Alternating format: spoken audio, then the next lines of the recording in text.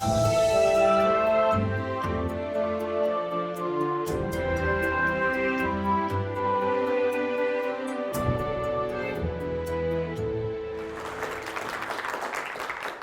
thank you so much, Tam and Stacia, at first for contacting me, because I am clear. Without you, I would not be here, right? So I want to be sure to thank and give, as my parents say, where knowledge and understanding comes from, right? So I first want to thank you all, because I know it's a lot of work, right? And when you are doing administrative stuff, you're doing conference stuff, you know, it's a lot of work, and a lot of work that goes unrecognized. So I wanted to thank you two in particular, Jolly Fam, and Merida, for making sure that happens, because that's a lot. And when I saw y'all in the red sweaters, I was like, oh, it's a thing, right? Like, this is not a game. Like, this is serious, right? And second, and I know this maybe in you all's lives it's been a bit different, but just something quick. In the last, this is February 2nd. In the last month, I have known over almost 10 people who have passed away in a very short period of time, right? And some for elongated illnesses, some who have passed away more tragically, and some who have passed that you wanted to see but did not get to see them. And three of those people for me, James Tenwa, Ileana Silva, and Kathy Williams Phillips, are key to me because they are reminders of the importance of making sure that you hold those who hold you close. And when they're in their passing, it is a reminder of the work of life, right? In the African understanding, there is no death. There's only transition from the place in which you've come to where you will now go, right? And in that those transitions bring sadness, but the transitions are still important to understand and recognize. So I wanted to make sure I said their names out loud to not only remind me, but to recognize them. And then also to the First Nations indigenous people of this land, of this place we call Georgia, right? The Oconee, the Cherokee, and the kidnapped Africans whose blood and bone rest in this soil. When I come to Georgia, I always notice the red in the soil. And the red is the reminder of the blood and bone. And in a university that was founded in 1785, I have to be very clear, as you all celebrate a woman by the name of Mary Frances Early, who is the first Black graduate of the College of Education who is still living. So when we put that in context, we have to ask a very different question around where we are. And when we ask those questions of where we are, we must pay attention, right? So I titled this, We Know What to Do, but will we do it? And myself and Dr. Baker Bell, I promise we didn't coordinate this. But at the same time, the messages, I think, become clearer because it's important for us to hear that over and over again, right? Because the repetition allows us to think about what is it that we know, and more importantly, what are we willing to do, right? And now, if we're willing to do that, and I think it's important to say this, right? And it's important to say this for you all as graduate students, for you all who are presenters, for you all who are early faculty, for you all who have been on the faculty, right? You are going to constantly be reminded of the importance of the political nature of your work, right? And I say that unapologetically, right? Anytime you say the word injustice, you are in a political space. Right? You have already signed on to the justice condition, whether you know it or not. So now if we understand this, and I think about literacy and I see you all's battles in literacy from afar, right? I see the sociocultural folk battle the reading comprehension folk. And then I see the folks who are into culture, then go back to the folks who are into cognition. And then, y'all had neuroscientists present here, right? I mean, there's a series of debates happening here. And the question is always, what are We know what works in classroom space. We know what works in spaces with young folks. But to what extent are we willing to do it? Because usually when we know what works, it goes against the orthodoxy of what we say we should do. And this becomes the problem. When we submit to that orthodoxy, we know that we are doing worse by the folks we say we care about. It is instantaneous, right? As soon as I see a curriculum, and I was telling folks this story over the weekend, the city of Chicago has spent $135 million to get an online curriculum grades K through 12 from McGraw-Hill. It's god-awful terrible. Like, I mean, there's nothing objective I have to say about this thing. I mean, it is terrible. It's so bad that the teachers that reviewed it told Chicago Public Schools, look, if you use this thing, nobody's coming to school, right? And they said, we will make sure that nobody's coming to school because it's that terrible. So Chicago Public Schools, in their infinite wisdom, decide to pay McGraw-Hill to go get anti-racist training. Now, I'm a Chicagoan, y'all. I have to put this in context. We know a little something in Chicago about patronage, exploitation, and, shall we say, extortion, right? So the person that you paid $135 million to, you're now paying for them to go get anti-racist training? You've been extorted. Or on the block, you've been pimped. And if we're not clear about that, if we're not clear about the exploitative relationship that happens in these places that actually result in absurdity, then what are we consigned to do? And how are we willing to let that orthodoxy do the worst by the folks who have had the worst done to them already? So now when we start to think about this, what is the political nature of our work? What does it mean to say, like Gloria Ladson-Billings reminds us, that teaching is the most political act that you can engage? Not because it's in any type of partisanship, but teaching is connected to power and resistance. And you will make a decision in terms of whether you will subject yourself to power or you will resist and build something new. And this is always the conundrum, right? And we have to think about this practically because I know in academia, you're not necessarily encouraged to think practically, right? Think about your own education experiences. Think about the teacher that you identify as a good teacher. And I want you to think about this. That teacher that you have identified as a good teacher, was that person always in trouble?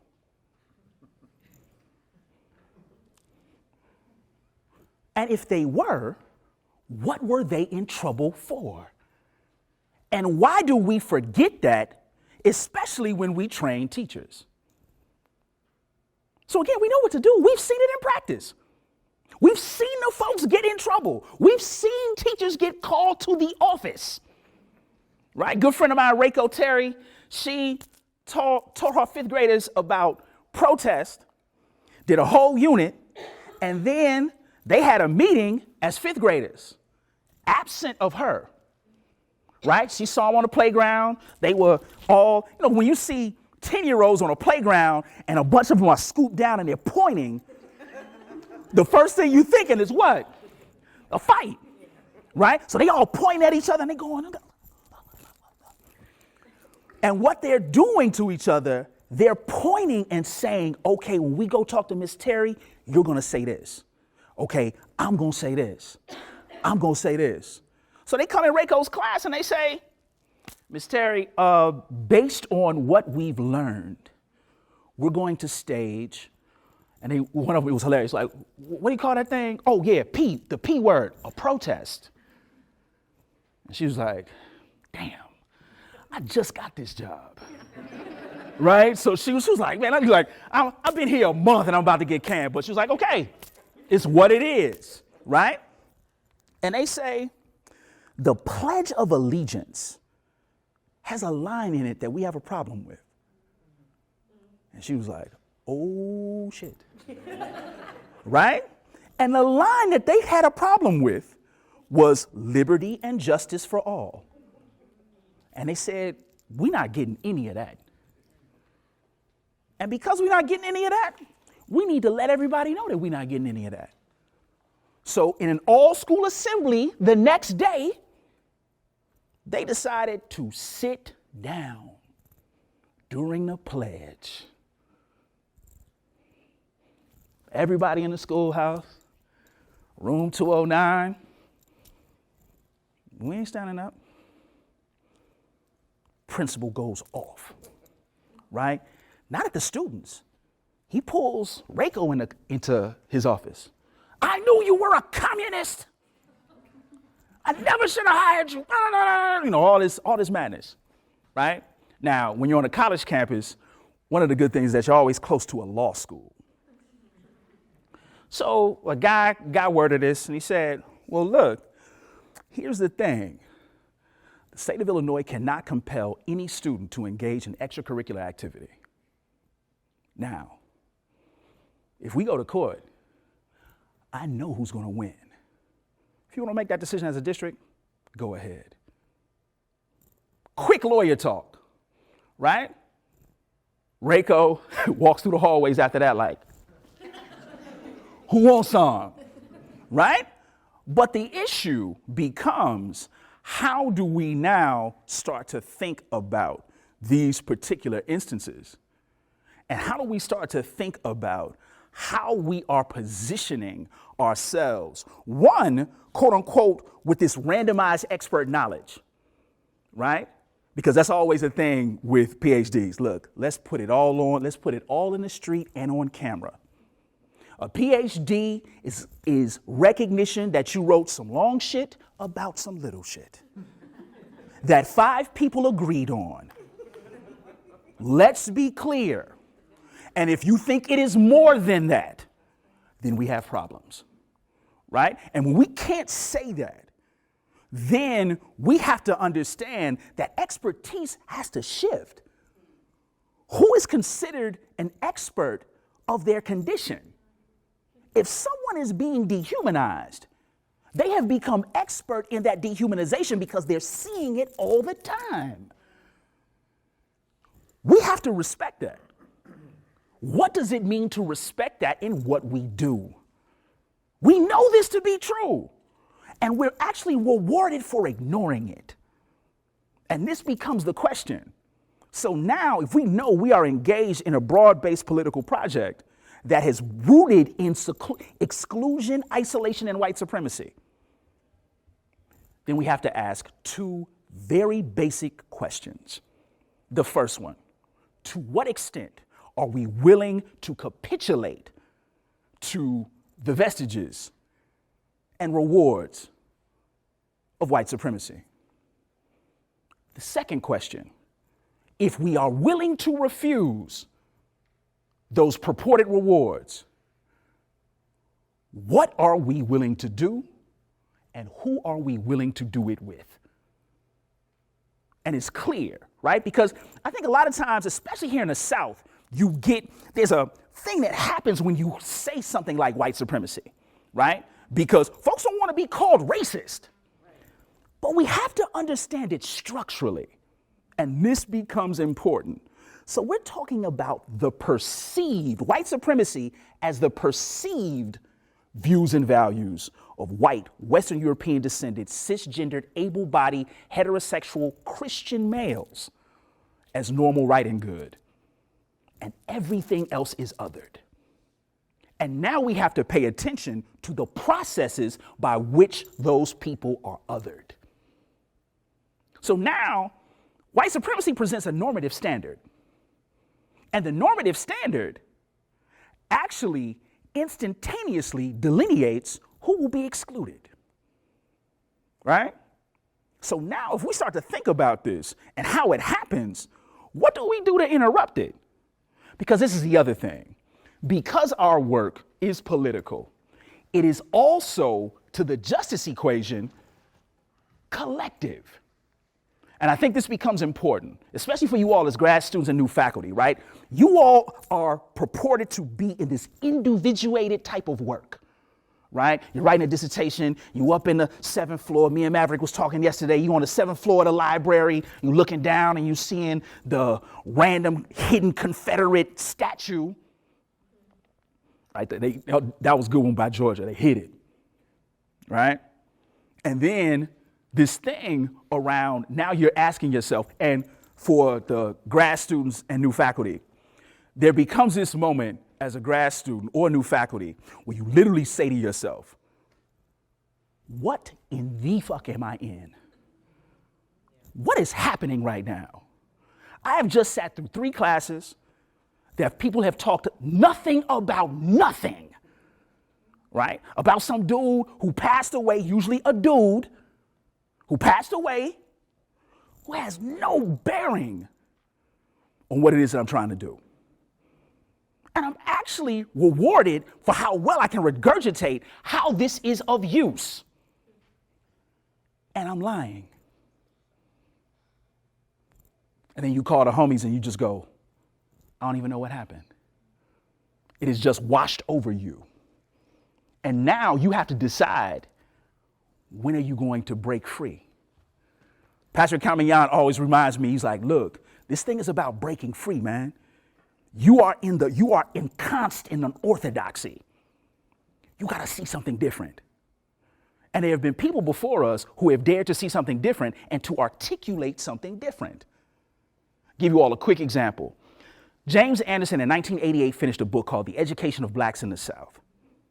The first page of the book says it is impossible to understand the educational efforts of Black people without a descript understanding of the power and stretch and girth of white supremacy. He said it's impossible to understand it, right?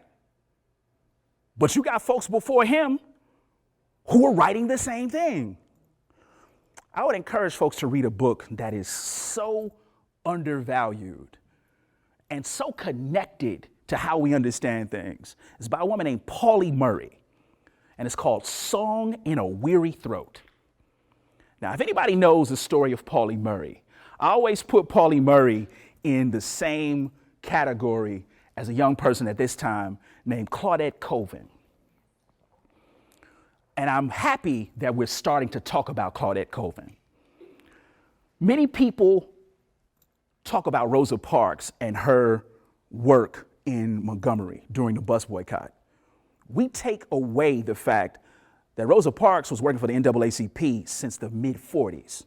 In 1947, she actually investigated a rape case of a woman named Recy Taylor. She did not get on a bus because she was tired in the old folklorish tale that we give to young folks. That was an organizational effort. But an organizational effort at first that would not let the first person who refused to give up their seat be the spokesperson, Claudette Colvin, who was 16 years old, who got on a bus and somebody told her to move and she was like, hell no. And they would not let Claudette Colvin be the spokesperson because at that time she had become pregnant. And the politics of respectability would not let a young Black girl who was pregnant be seen in the national light as someone who refused white supremacy. Pauli Murray. Pauli Murray is the person whose law school paper is based, that Thurgood Marshall based his approach in the Brown case. And why have we never heard of Pauli Murray? When Thurgood Marshall was assigned the Brown case by the NAACP Legal Defense Fund, the first person he called was his old law professor, a guy by the name of Charles Hamilton Houston. Charles Hamilton Houston had a young law student by the name of Pauli Murray who wrote a paper about the unconstitutionality of segregation. He said, I'm going to give you a paper. This paper is the bedrock argument that you need to make when you step in front of the Supreme Court. Not until years later do we hear about Pauli Murray. Because Pauli Murray was an out gay woman who was unapologetic. She challenged male orthodoxy, like one of her contemporaries, Ella Baker. And when we don't tell these stories, it gets lost in the travails, and now we go right back to the orthodoxy. And the orthodoxy, in addition to being rooted in white supremacy, it also politically is often rooted in myth. And when we start to excavate those stories, we begin to hear more about the role of two groups of people, I should say, young folks and women. So in any political-based movement for justice, there are always two people present, young folks and women. And those are the people who are often given the least credit. There's always some cisgender dude claiming something, right? Remember, Ella Baker, she did not fear King or Abernathy or Lewis, right? When you ask John Lewis about Ella Baker, he was like, man, look, you know when you got in with Ella Baker, you was gonna get it, however it came. And he said, look, I couldn't appreciate it as a young person, but when I got older, those lessons come up. And when you talk about something as political as reading, as political as literacy, there's some things that you gotta come to grips with, right? So this idea of what are folks reading? For what purpose? To take them where? And now, how can we challenge ourselves to think about that, right? Because it's not this objective practice or process. A good friend of mine always says, she's a sociologist, and she's like, Stovall, I cannot remember how I learned to read. And a good friend of mine always says, we often forget the way we learn things if we learn those things in ways that were traumatizing. And when he said it, I was just like, damn, right? Because I would always ask my high schools, I was like, has anybody ever been punished for not reading well? Has anybody ever been punished for not doing math well? And in that punishment, when can you remember that you started to reject things? So much of our student disdain is engineered by the orthodoxy. So now we have to come to grips with whether or not we're going to interrupt that. I had a speech teacher in high school. His name was James Searson. And the first thing Searson would do in class, and it was a speech class, he said, people in the world have been argued around what should be said. He said, I am the least concerned around what the world says you should say. I am most concerned about what you are saying. And this is the opportunity to say what you need to say. Now, you tell a group of 16-year-olds that everything is open in a speech class, oh, you gonna get it, right? And what I always was waiting for him to kind of cringe. He'll just be in the back like, yep. I mean, students, like, and I always would, still to this day, I'm going to be in my 30th year reunion this summer. We still crack jokes about this. We still talk about Searson's class, right? Because me and one of my homegirls teamed up, and I was like, man, you know what? And just trying to be funny as high schoolers. She was like, you know what? I'm going to talk about menstruation. I was like, what? She was like, yeah. She said, we can do anything. I'm going to make it work. I was like, damn, all right. If you're going to talk about menstruation, okay, I'm going to talk about farting. Right? And we was like, yeah, look, we looking at each other like, yeah, but we had study hall. We doing our little outlines. We like, yeah. And then we going to do this with the hope that Searson would like freak out. Right? And he said, because I found the word flatulence. And I was like, damn, it's a medical way to say you're farting. Right? And then this was the thing, when the theory was coming out that bovine flatulence was contributing to holes in the ozone layer. And I was like, bro, it's like the lunchroom conversation. You're like, bro, do you know that scientists are saying there is a hole in the atmosphere because cows are farting? And always lunchroom conversations, the homies, what? So you always on something, man. Come on, man. We just trying to eat fries, bro. And I was like, yo, man, but look at this. This is science. Right? So I do my little frame. I draw my little diagram. It's like a booty with the poof coming out. And I'm like, yeah, and this is a release, right? And scientists say that this is flatulence. And everybody was like, what is it? I remember one of my friends sitting in front just going, what is going on right now? I cannot believe this, right? And then LaDawn did a piece around menstruation. She gave the whole scientific piece. She got into indigenous history around the cycles of the moon. Everybody was like, oh, right? And Searson was just in the back like, yep. Right, no reaction. And he was like, man, and he walked past me in the hall. He's like, man, I really like that thing you did on farting, man. That was good. Right? And I was just like, right? But it was the example of the idea of what makes sense to young folks now can be leveraged as learning. Right? And we've known this all the time. And the piece is, why do we reject it? And for what orthodoxy do we feel we're going to be rewarded for the rejection? Right? So now if I'm thinking about this in particular ways, I'm always thinking about what Michael Dumas often referenced as fugitivity. Now, he borrows this from Black radical queer feminism. Right? So folks like Saidiya Hartman, Hortense Spillers, who are talking about another sister named Christina Sharp, right? What they're talking about is this idea of understanding that something is not right.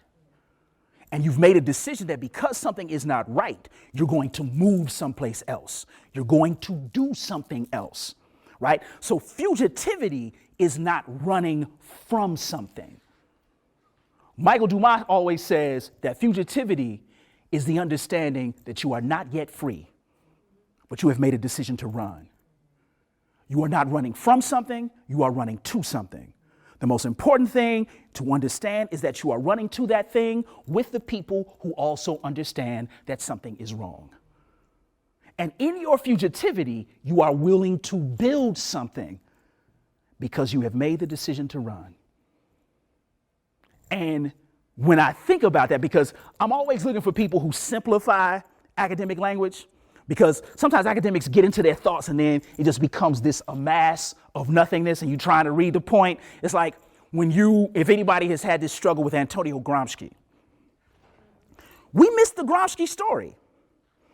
Antonio Gramsci was a labor organizer who was imprisoned by the Italian government. And when he would send letters out to his people, the prison guards would read it. So he started to write it in code. So when you read Gramsci, you have to do this little coding thing. Any sentence that makes sense, you keep. Anything that doesn't, you throw out. Right? Because Gramsci will go, he'll be writing like the people need to understand around what the proletariat is doing. And then he'll have this sentence about rat testicles. You're like, man, what the fuck, what? And then I just happen to have a professor who was like, yeah, this is how you got to read it. It's a code, right? You got to understand it in a code. And when he talks about hegemony, he's talking about a code, right? He didn't want the prison guards to say that the Italian government was suppressing people through these means. So what he gave you was all this conversation about Homo sapien, Homo faber, and all this stuff around how they were grappling with each other, right? And then he said, freedom is determined by the oppressed. It's a code. So now our students speak a similar code, but we're not willing to give it credit and we're not willing to decipher it. It's a fugitive code. They're letting us know that this is not working. Sometimes it's more blunt than it is coded. And I appreciate now that my students are becoming more blunt. Because this thing, I mean, just think about this, y'all. How long can we ask young people to sit and suffer their dehumanization? It's just that simple. We ask young folks to sit in a place that broadly dehumanizes them, and we expect them to do it. And that runs counter to everything we have done that accounts for a justice condition. And the issue is why. And we continue this conversation, and it's painstaking. It drives me nuts. And it goes from everything from the curriculum to the pedagogy to the rationale of administration. And we know what it's doing. And our response is always, but someone says. Right? And a good friend of mine always says, well, if someone gave you a gun and told you to put it to your head and pull the trigger, would you do it? And I feel like we're constantly asking young people to do that every day. Right? And when we ask them to do that, we are complicit in the dehumanization. A good friend of mine says we are complicit in the death. So now, what does it mean to embrace this fugitivity? Knowing, because this is the other thing. There's a lot of times when people have conversations around justice, people think that, you know, this justice thing just happens and then you get this Hollywood movie. Right? No. You are engaged in a fight. And it's not about if the opposition is going to come. It's about when they arrive. What are you prepared to do? Right? In Chicago, we have this saying. So the opposition is referred to as the ops. Right? And what you gonna do when the ops come through? Right? And everybody's like, sometimes when I say it to high schools, they say the ops. That's how they respond. It's like, Stovall, that's the ops. And I'm always like, okay, here's how they come. Now, what are you willing to say? How are you prepared? What will you do collectively? Who are you working with? What are the systems that you engage knowing what you know? Right? Because what this does, it challenges us to have a plan. So fugitivity is not just abject running. Fugitivity is saying, this is no longer working. We have a plan. We will engage this plan. And the plan looks like this. And sometimes the plan fails, but we still have to do it because they are coming. And that particular space, and you can't live in paranoia of that. So when they come, a good friend of mine always says, I'm prepared to welcome them. So when the NSA, FBI, CIA, whoever it is comes, first thing I'm saying is, good to see y'all. What took y'all so long? I was expecting y'all 2 years ago. Y'all late. Right? A good friend of mine was on Obama's transition team. And she was advised by her lawyer to say, look, the FBI is going to show you stuff that you will not believe about yourself. She said, if it is true, your answer is always yes. She was like, what? She's like, that's the worst place to lie. Because now, when you start lying and they catch you in a lie, they're going to kick you off the team. They pulled out a picture of her from 1974 at a protest in D.C. This is 2008. And they said, is this you? And she said, oh, yes. They put out another picture. Is this you? Oh, yes. She said, they put about 10 pictures. Is this you? Yes. And the FBI, all they said was, thank you. She stayed on the team. But the idea was they were hoping that she would be fearful and lie. They were not concerned about a protest 40 years ago. They were concerned about whether or not she would cave in to the entrapment of a lie. And she had a lawyer who told her this. He said, they're not fearful of the truth. They want you to lie so they can make sure they can kick you off. And I said to myself, that's it. So now, because we know these things to be true, because we wrestle with them every day, we got to ask a different set of questions. Who is that team of people that we're willing to work with? How will we actually engage this?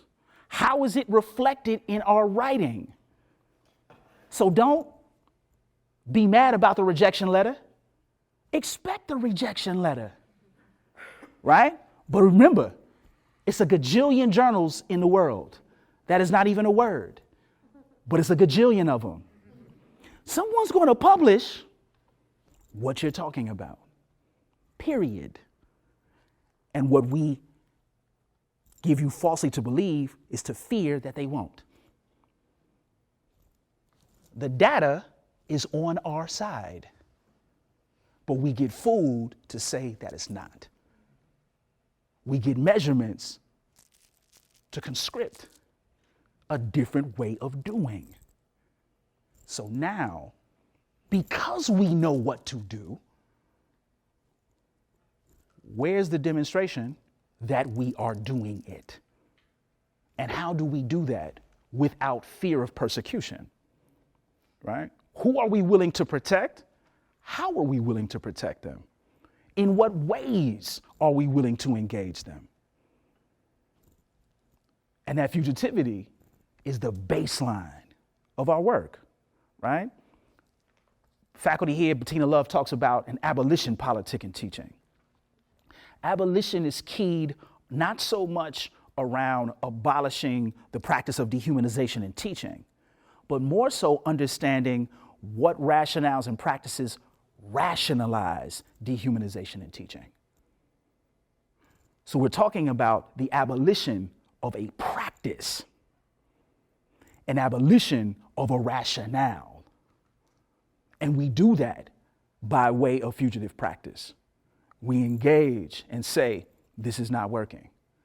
But we have also engaged to say, because this is not working, here's what we're going to do.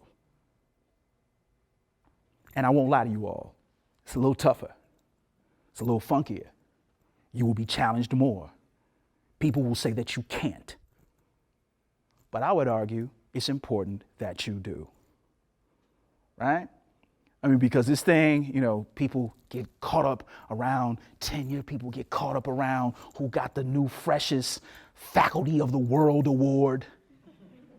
And all that really is about putting you on the website, right? It's Faculty of the Universe Award. And you got the bogus smile, right? And I'm always just like, no, thank you. It's like, Stovall, you want to work? Can we put your students, can we have a picture with you with your students? Absolutely not. Nope. If they want it, they want to be on the page, cool, I'll do it with them. But if they say no, then it's hell no for me. Right? Because the thing is, we want to actively interrupt these things that we know to be true, that we have looked at time immemorial, that continue the practice. And then we blame folks who are in that dehumanization for their dehumanization. It is the same logic of the prison. You are in this condition because it's your fault. We have not paid attention to the structures that actually get you to this place. So now, no more school-prison pipeline. We have to talk about a school and prison nexus because the logics are the same and the expectation for certain people is the same. And if we don't call that out, it continues. So I didn't want to be the archangel Michael and the bringer of death on Sunday, but I do want to be clear about what we're in. And if there's one thing that I'm serious about, is what we're in. And I'm very committed to work with those folks to end what we're in. Thank y'all.